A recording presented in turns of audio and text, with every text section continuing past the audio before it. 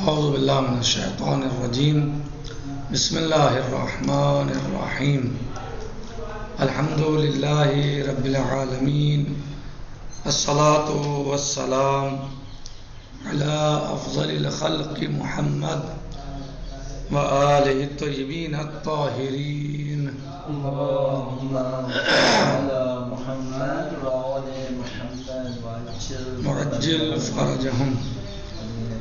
آج ہمارا درس حلقہ اولیٰ میں قرینہ متصلہ اور منفصلہ کے بارے میں ہے کہ قرینہ متصلہ اور منفصلہ کہہ رہے ہیں کہ عرفنا ان کلمۃ الحدیث فی المثال السابق قد تكون قرینۃ فی ذلک السیاق وتسمى قرینۃ متصلہ۔ ہم نے اس بات کو سمجھا ہے، پہچانا ہے کلمہ حدیث میں، یعنی جو مثال دی گئی ہے پہلے فی المثال سابق، جو ابھی مثال دی ہے کہ قد تکون قرینۃ فی ذلک السیاق، کہ وہ کلمہ حدیث قرینہ ہو کس میں؟ اس سیاق میں، کلام کے سیاق میں۔ کیا مثال تھی؟ کہ اذهب الى البحر كل يوم في كل يوم واستمع حدیثہ باہتمام۔ صحیح؟ اذهب الى البحر في كل يوم واستمع حدیثہ باہتمام۔ تو یہاں پر جو کلمہ حدیث ہے یعنی وہ قرینہ ہے۔ کس چیز کا قرینہ ہے؟ یعنی عالم کے پاس جاؤ، استمع، لأنها متصلة بكلمة البحر، اس لیے کہ یہ وتسمى قرینۃ متصلہ۔ اور قرینہ کون سا ہے؟ قرینہ دو طریقے ہوتے ہیں، قرینے کی دو قسمیں، ایک قرینہ متصلہ ہوتا ہے، ایک قرینہ منفصلہ ہوتا ہے۔ قرینہ متصلہ، اس کا نام قرینہ متصلہ ہے، وتسمى قرینۃ متصلہ، اور اس کو قرینہ متصلہ کہتے ہیں۔ کیوں؟ لأنها، اس لیے کہ یہ قرینہ متصلۃ بکلمۃ البحر، یہ کلمہ ملا ہوا ہے کلمہ بحر سے، یہ قرینہ ملا ہوا ہے کلمہ بحر سے۔ التی ابطلت مفعولها وداخلۃ معها فی سیاق واحد، کہ جو ایک ہی سیاق میں ہے، سیاق جو ہے وہ ایک ہی ہے، بحر اور حدیث، یہ قرینہ جو ہے یہ ایک ہی سیاق میں ہے۔ تو جب ایک سیاق میں ہو تو پھر کلمہ جو ہے اسے کیا کہا جاتا ہے؟ متصلہ کہا جاتا ہے۔ والکلمۃ التی یبطل مفعولها باسم القرینہ، اور کلمہ کہ جو باطل کرتا ہے اس کے مفہوم کو قرینے کے سبب سے، تسمى بذل قرینہ، اسے ذل قرینہ، یعنی ایک قرینہ ہوتا ہے، ایک ذل قرینہ ہوتا ہے، یعنی جو قرینہ ہے جسے کلمہ حدیث اس مثال میں، اور ایک ذل قرینہ ہے جس کے لیے یعنی سمجھا جا رہا ہے، جس کے مطلب کو اس قرینے سے سمجھا جا رہا ہے، جس کی وجہ سے، جس قرینے کی وجہ سے عبارت کے مطلب کو، سیاق کو، یعنی عبارت کو، امر کو، یا جو عبارت ہے جملہ ہے اس کو سمجھا جا رہا ہے، اس کے مطلب کو سمجھا جا رہا ہے، اسے کیا کہتے ہیں؟ ذل قرینہ۔ ومن امثلۃ القرینۃ المتصلہ، اور قرینہ متصلہ کی مثالیں، مثالوں میں سے الاستثناء من العام، استثناء عام سے استثناء، یعنی جو کلام میں استثناء ہوتا ہے، مستثنیٰ کیا جاتا ہے۔ کما اذا قال العامر، جیسے کہ عامر کہے اکرم کل فقیر الا الفساق، مثلا عامر کہے کہ تمام فقیروں کا احترام کرو سوائے فساق کے، تو یہ کیا ہے؟ قرینہ متصلہ ہے، منفصلہ ہے؟ متصلہ ہے۔ فإن کلمۃ کل ظاہرۃ فی العموم لغۃ، اس لیے کہ کلمہ، بے شک کلمہ کل جو ہے وہ عموم میں ظاہر ہے لغوی اعتبار سے، یعنی عام۔ جب کل بولا گیا تو کیا مطلب اس کے تمام عام ہوا ہے کلمہ، لغت میں اس کا کیا معنی ہے؟ عام۔ وکلمۃ الفساق تتنافى مع العموم، اور کلمہ فساق جو ہے وہ متنافی ہے عموم کے ساتھ، کلمہ فساق عموم کے ساتھ منافی ہے.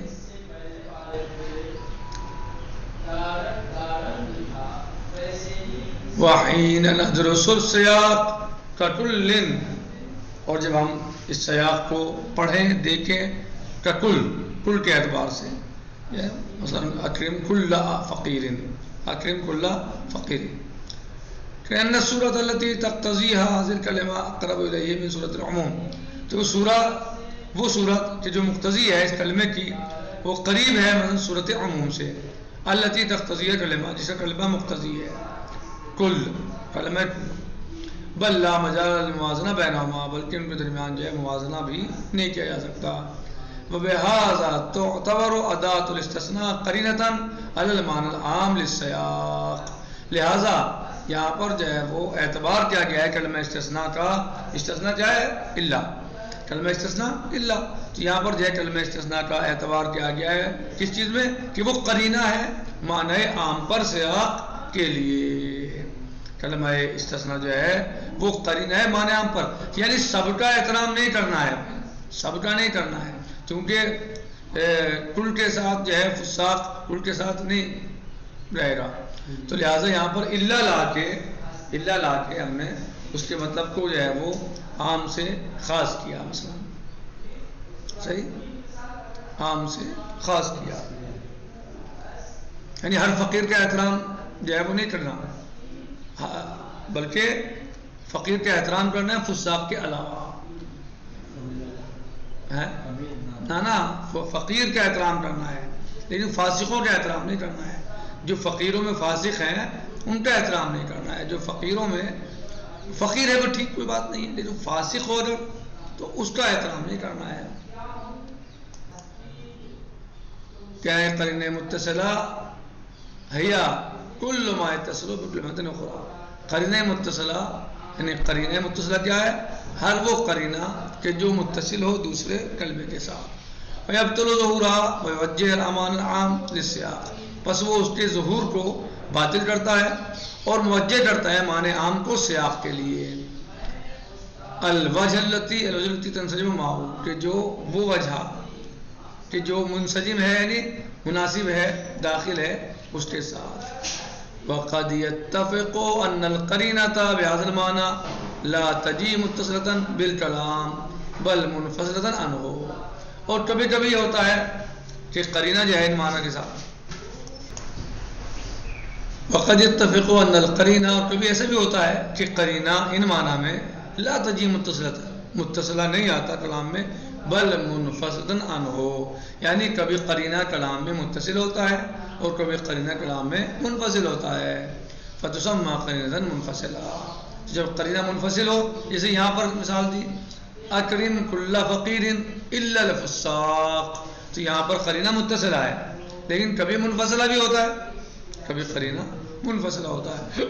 اس کی مثال جیسے ان یقول العامر، عامر کہے اکرم کل فقیر، تمام فقراء کا احترام کرو. ثم یقول فی حدیث آخر، پھر وہ دوسری بات میں یعنی ایک بات میں سے جا کہا ایک گفتگو میں کہ تمام فقیروں کا احترام کرو، پھر دوسری حدیث میں وہ کہے، دوسری گفتگو میں کہے بعد ساعہ، ایک گھنٹے کے بعد جو ہے لا تکرم فساق الفقراء، جو فقیر فساق ہیں ان کا احترام نہ کرو. جو فقیر فساق ہیں ان کا احترام. کب کہہ رہا ہوں؟ ایک گھنٹے کے بعد. تو یہاں پر جو اس نے یہ قرینہ ہے ضرور لیکن منفصلہ ہے، کیونکہ نفس کلام میں نہیں ہے، ایک کلام میں نہیں پایا جاتا، ایک عبارت میں نہیں پایا جا رہا ہے بلکہ الگ الگ ہے. ایک گھنٹے کے بعد بولا ہے. فہذا نہیں لو کان متصلا بالکلام الاول، پس یہ نہیں اگر متصل ہوتی کلام اول سے، لو تو میرا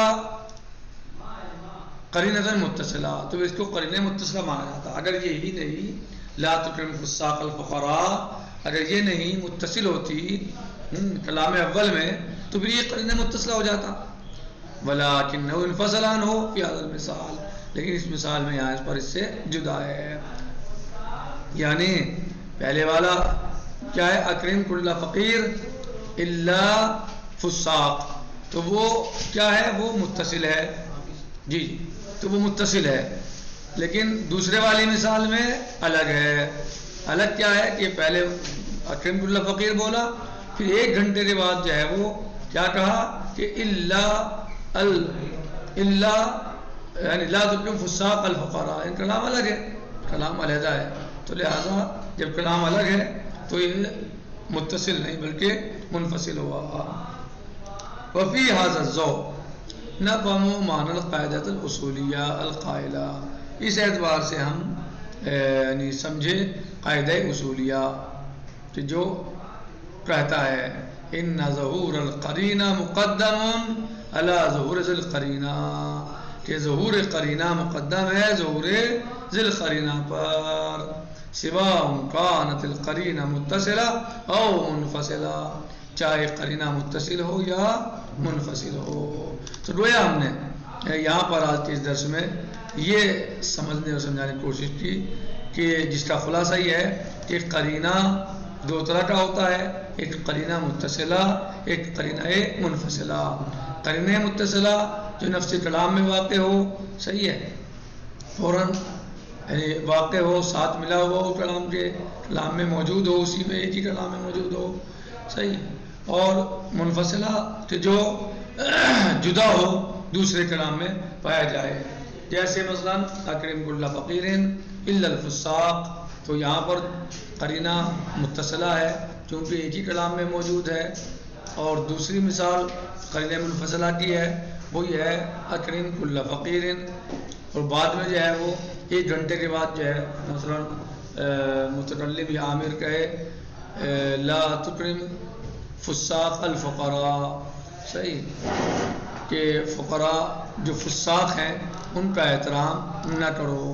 تو یہاں پر جو قرینہ ہے وہ منفصلہ ہے کیونکہ کلام ایک کلام میں موجود نہیں ہے بلکہ وہ الگ ہے اور اس کو الگ بیان کیا گیا ہے. نکتفی علی هذا المقدار والحمد للہ رب العالمین، والسلام علیکم ورحمۃ اللہ تعالی وبرکاتہ. فی امان اللہ. خدا حافظ.